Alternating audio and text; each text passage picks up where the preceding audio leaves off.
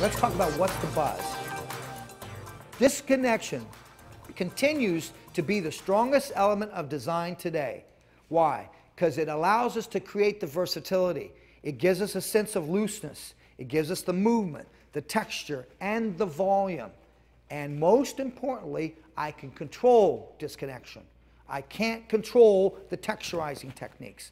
If there's any strong message I want you to get in disconnection, it's going to be that message. Shorter hair continues to be the new long.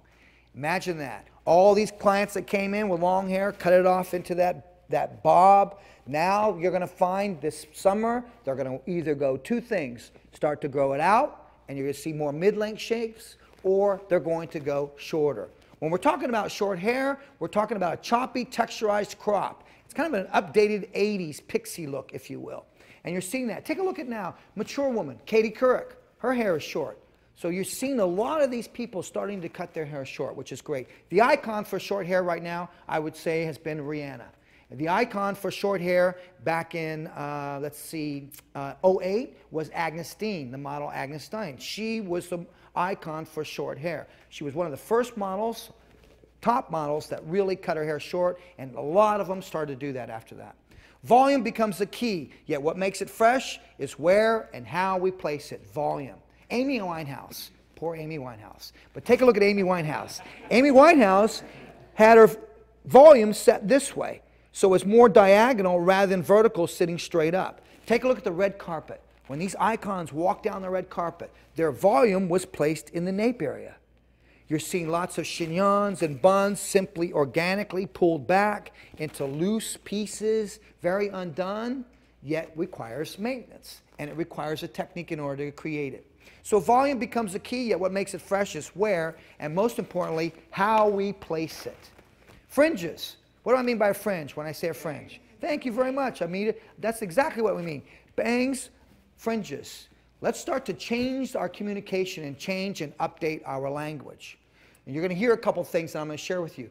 Fringes continue to awaken a shape. One-length guest walks in, not sure what they want to do, simply cut a fringe on them, and we've awakened the shape without layering it or doing anything else. Fringes are wide.